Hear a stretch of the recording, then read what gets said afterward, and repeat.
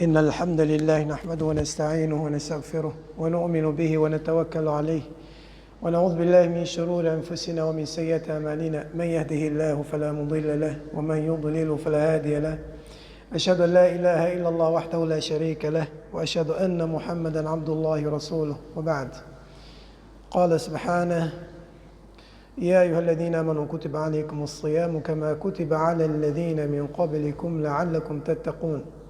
قال النبي صلى الله عليه وسلم: من صام رمضان إيمانا واحتسابا غفر له ما تقدم من ذنبه، أو كما قال عليه الصلاة والسلام. Estimados irmãos, assalamu alaikum wa rahmatullahi wa barakatuh. Louvores a Allah, Jalla Jalaluh, compassivo e misericordioso, Criador do Universo. Ele quem fez possível nós abandonarmos os nossos afazeres, as nossas atividades, o espaço de conforto e dirigirmos à sua casa, ao masjid, neste grande dia. Enfrentamos a chuva, enfrentamos a água estagnada nas ruas e provavelmente alguns até sujaram a sua roupa, o seu calçado, até chegar aqui. Todo esse esforço deve ser um princípio de temor a Allah subhanahu wa ta'ala. Razão principal da instituição do jejum de Ramadã. Allah Jalla Jalaluh, quando fala do Ramadã, da sua obrigatoriedade, o jejum, diz o objetivo principal, la'allakum tattaqun, para que através do Ramadã consigam temer Allah subhanahu wa ta'ala. Então, inshallah, talvez nestes minutos vamos falar um pouco sobre o que é temer Allah subhanahu wa ta'ala, a sua importância e talvez como nós procedermos depois do Ramadã, porque é que nós jejuamos. Depois do jejum, então, qual deve ser o resultado positivo de termos passado um mês ao longo dos dias sem beber água, sem comer, e talvez evitamos várias coisas que nós amávamos fazer. Então, por que que nós fizemos isso e qual deve ser o resultado depois desse esforço todo? Qual é a conquista depois desse esforço? Allah diz que o jejum foi instituído para que vocês possam temer Allah subhanahu wa ta'ala. E ao longo do Ramadã há um grande treinamento de várias coisas, entre quais, sempre que alguém nos confronta, afronta-nos com algum comportamento não adequado, nós dizemos: Inni sa'im, eu estou de jejum.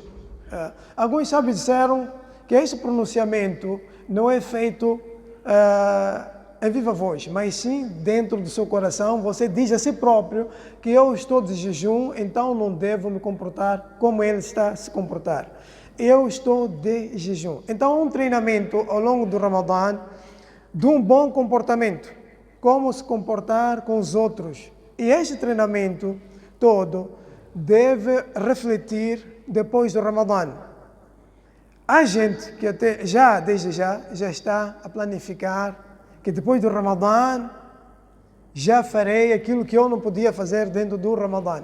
Então, se o indivíduo planifica assim, ser assim, depois do Ramadã, o seu Ramadã não lhe deu aquilo que deveria lhe dar. O seu Ramadã não foi suficientemente bom para que ele mudasse.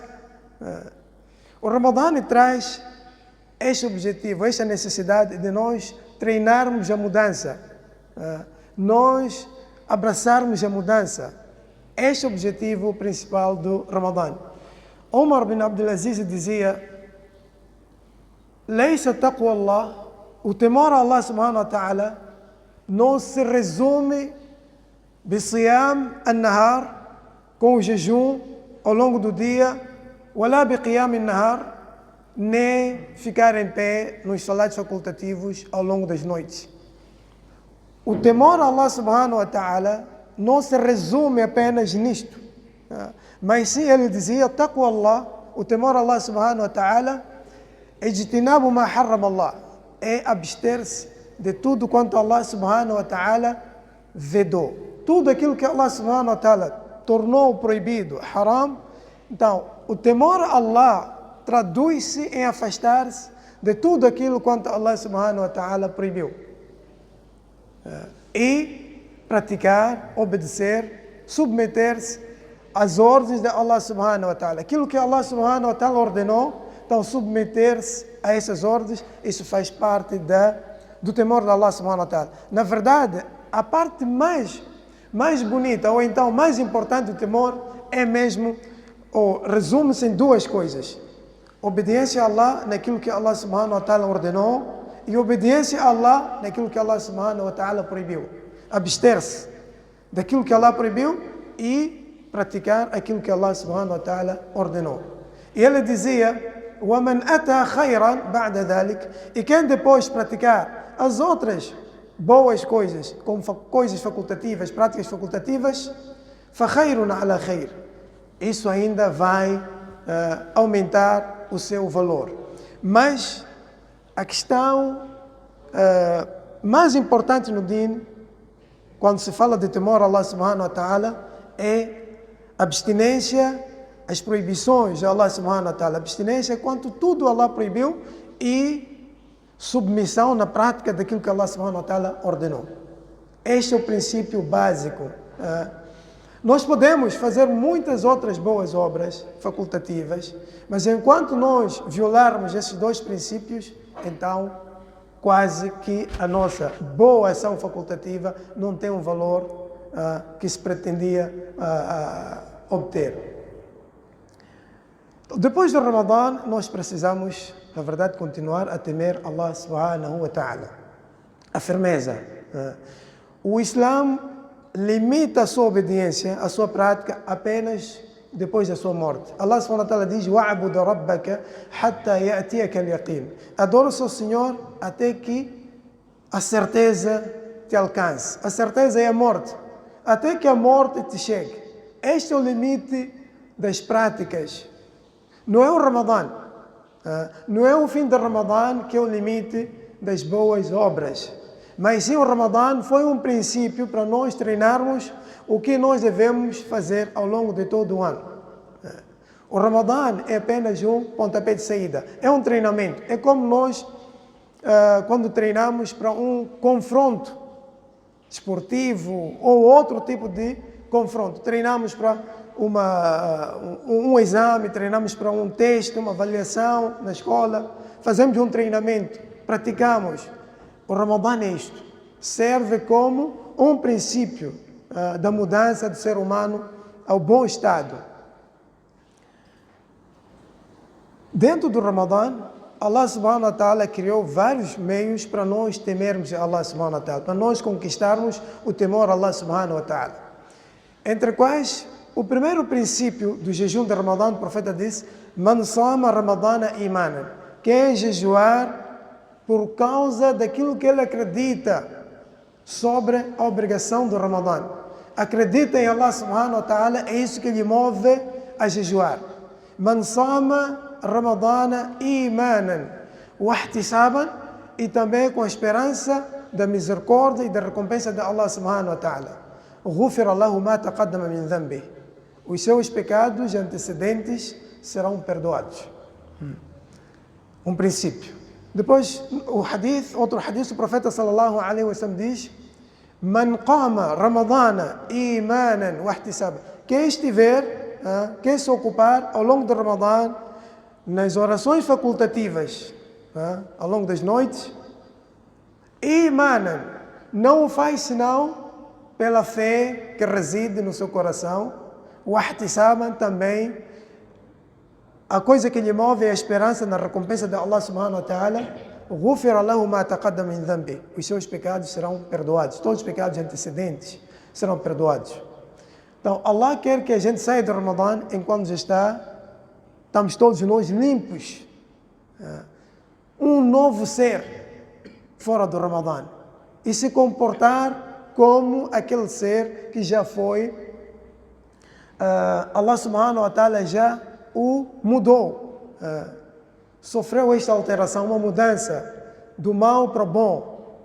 E no outro hadith o profeta sallallahu alaihi wasallam disse: esses últimos 10 dias em que nós agora estamos são os dias mais importantes do Ramadã. É onde reside uma noite que é melhor que 1000 meses. Imagine uma pessoa recitar, ele coincidir a sua recitação do Corão numa dessas noites, ou na noite do Qadr, na noite do poder, coincidir, ele tem a recompensa de uma recitação feita acima de 1000 meses. É muita coisa. 1000 meses. Se coincidir um Subhanallah naquela noite, só Subhanallah, que nós poderemos precisar depois da nossa morte e não termos a chance, e não teremos, obviamente não teremos, depois da morte, a chance de dizer apenas Subhanallah. Subhanallah. Só esta frase curta, nós se coincidirmos o nosso Subhanallah nesta noite do poder, que é uma incógnita, ninguém sabe qual é esta noite. Algumas pessoas fixaram uma certa data, que obviamente, se nós fixarmos uma data, nós não vamos, podemos coincidir, calhar aquela data, ser mesmo a noite de Qadr. Mas há muita probabilidade de nós falharmos a data. Estamos propensos mesmo não encontrarmos a data certa, se nós fixarmos uma data específica como a noite do poder. Se o próprio profeta fazia itikaf, num dos anos ele fez quase todo o mês a busca dessa noite.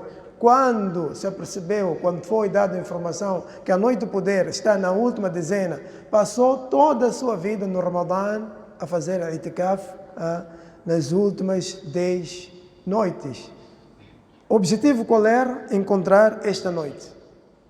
Nós, que nem profeta, nem próximos ao profeta, nem Sahaba, fazemos parte do Sahaba, nem do Tabi', e nós especificamos uma determinada data e determinamos que essa é a noite do poder. Até fazemos festas, as mesquitas celebram, fazem palestra, identificando uma determinada noite como a noite do poder.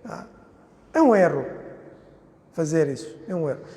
Há sahabas, especificar ou diziam, parece com muita certeza, que esta noite aqui há muita esperança que seja a noite do poder. Mas o profeta sallallahu alaihi wasallam comportou-se assim, estando de retiro no masjid e procurar esta noite. O profeta sallallahu alaihi wasallam disse: Man qama laylat al-qadr, quem coincidir na noite do poder, estar em pé, imanan.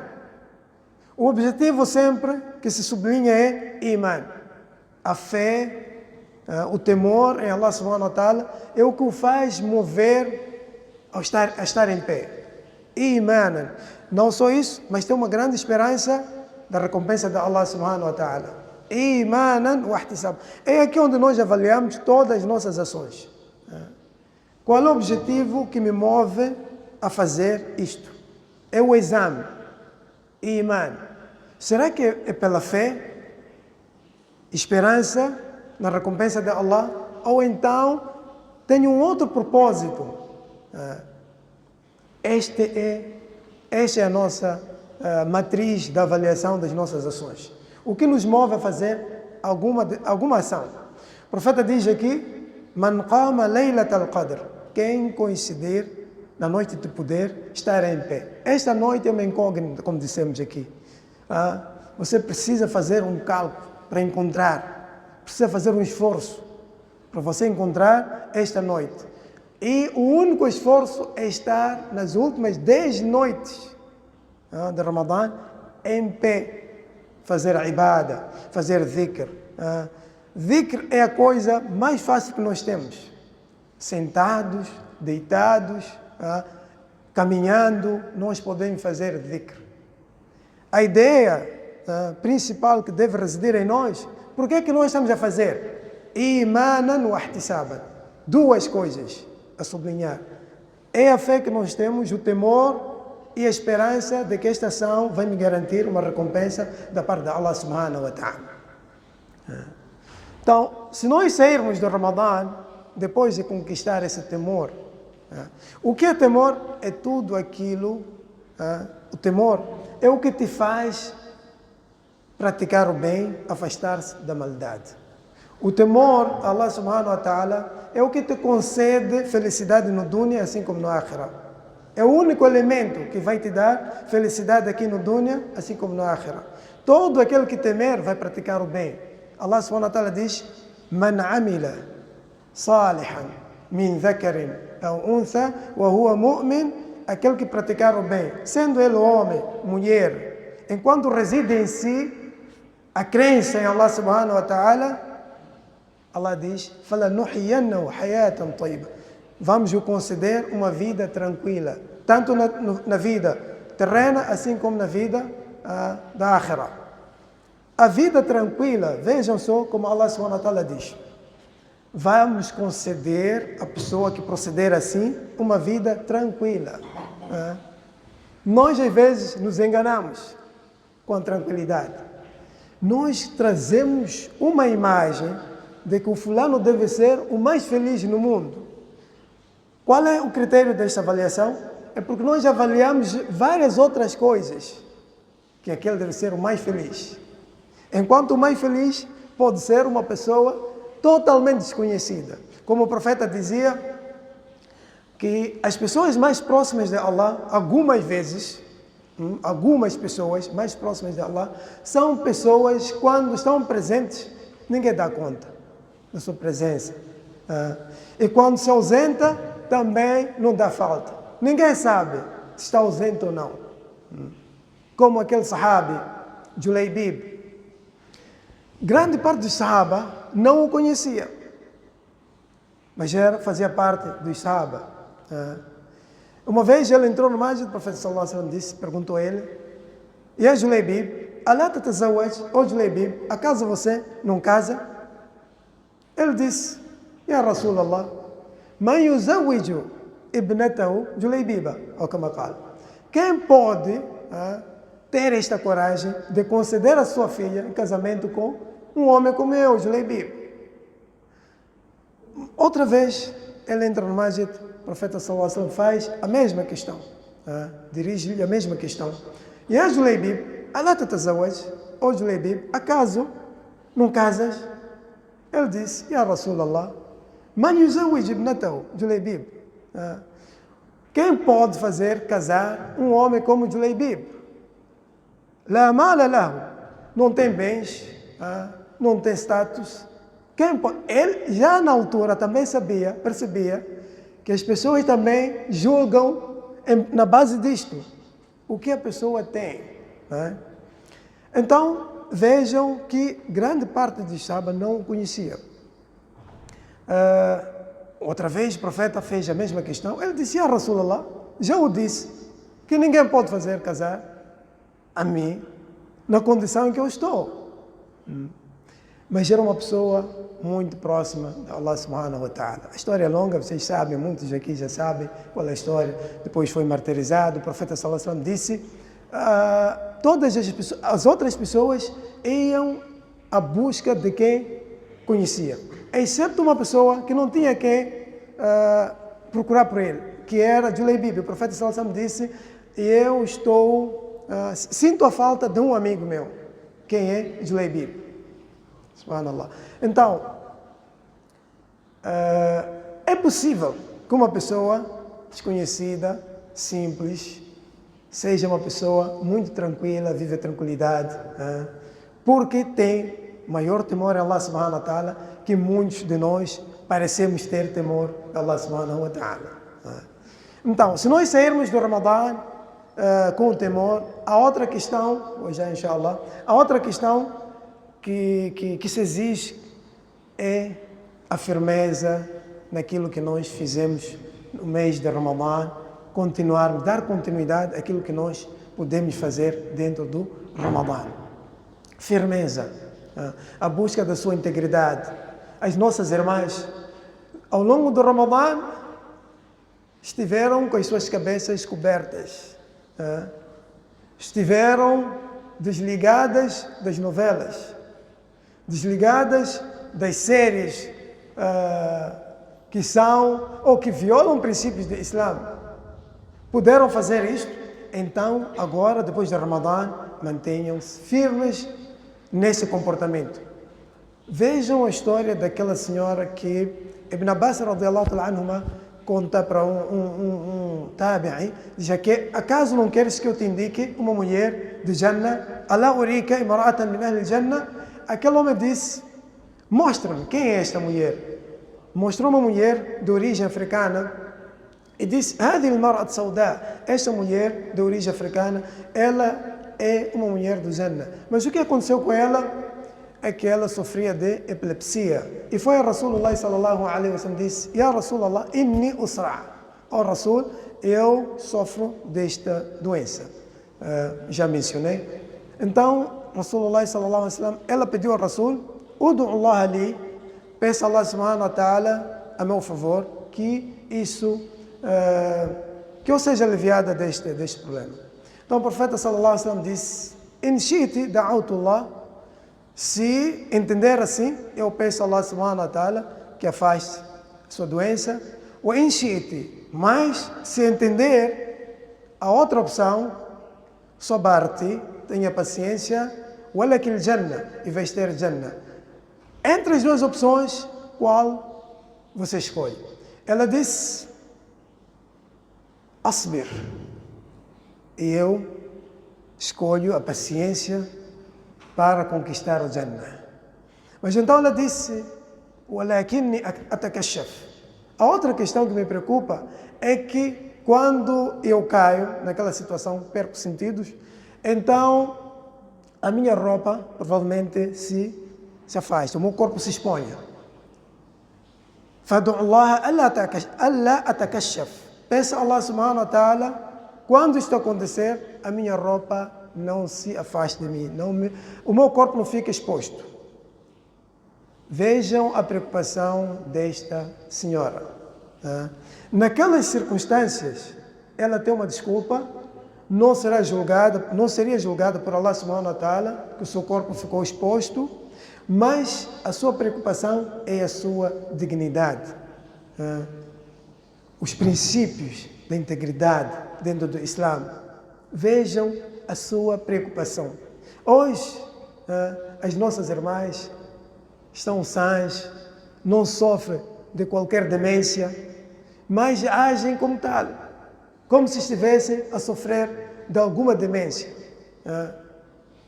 Irmãs muçulmanas, o corpo exposto. Hoje, nós vemos isso nas ruas, até pode se questionar, mesmo que você faça o esforço de não ver, há de ver. A não ser que esteja mesmo com a mão sobre os seus olhos, a se chocar com tudo.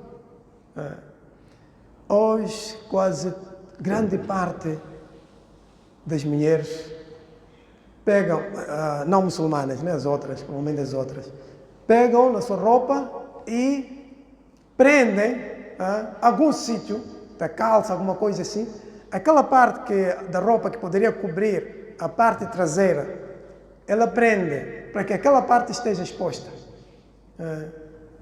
Tornou-se o hábito, quase não existe idades que estão salvas disso. Então precisamos, inshallah, voltar aos nossos princípios. Tanto os homens, tanto as mulheres, precisamos voltar aos nossos princípios. A mulher é a chave do sossego de toda a sociedade. A casa em que tiver din, ou a casa em que a mulher tiver din, facilmente você nota a partir do ambiente da casa, que nesta casa a mulher tem din. O homem pode ser muito forte no din, mas se a mulher não tiver din, esta casa não terá din. Por isso é importante que as nossas irmãs, depois da passagem do Ramadã, estarem firmes no seu din, praticar o seu din, esforçar-se para os seus filhos, para o din. Se fizer assim, nós teremos, inshallah, uma sociedade sã. Vejam as outras mulheres no passado. Ásia, alayhi salatu wassalam, a esposa de Firaun, viveu naquele palácio de Firaun, Vocês sabem quão Faraó foi mau. Matou muitas crianças para proteger o seu reinado. É assim que acontece hoje. Há muitos estados vivem assim. Vivem assim, como Faraó tentou proteger o seu reinado. É assim que vivem muitos estados. O exemplo, até em palavras. Recordo um professor meu, fazia alguma ligação, contextualizava aquilo que Faraó disse e os outros, alguns governantes recentes, dizem ou disseram. Havia uma grande semelhança. Faraó, quando Musa emerge como profeta, com a sua mensagem, Faraó disse para o povo, Inni akhafu an yubaddila dinakum ou an yudhhira fil ardi al-fasad. Temo que Musa altere com a vossa religião, com os vossos princípios, não só, mas sim traga também transgressão na terra. Ele próprio era o transgressor, mas fazia um discurso, os menos atentos pensavam que ele fosse o Salvador. É assim que muitos fazem e vivem. Ásia viveu naquele palácio, sofreu, o tempo não nos permite, mas ok, as mulheres devem ler histórias dessas senhoras. A mãe de Ammar, essa família Ammar, Yasser e Sumayya. Sumayya foi a 7ª pessoa a aceitar o Islã. Uma mulher perseguida e morta por causa do Islã, mas manteve-se firme, não aceitou ceder às exigências da descrença. O profeta passava por eles e dizia: Sabran ala Yasser. Ó família de Yasser, tenha paciência. Inna maw'idakum al-jannah. Na verdade, a vossa promessa, a promessa para vocês, o vosso lugar é o Jannah. Então, cada homem, cada mulher, projete o seu destino. Tenha paciência. Quando vais ao masjid, no Salat al-Fajr, precisa mesmo paciência. Quando vais ao Salat de Isha, precisa paciência. Do Maghrib, o Dhuhr, a Asr, todos estes salats exigem paciência. Quando deixa o pecado, exige paciência. Pratica o bem, exige paciência. Então, desenhe isso, projete isso. Todos nós que projetemos isso, que eu devo proceder com paciência para que o meu estado seja o Jannah.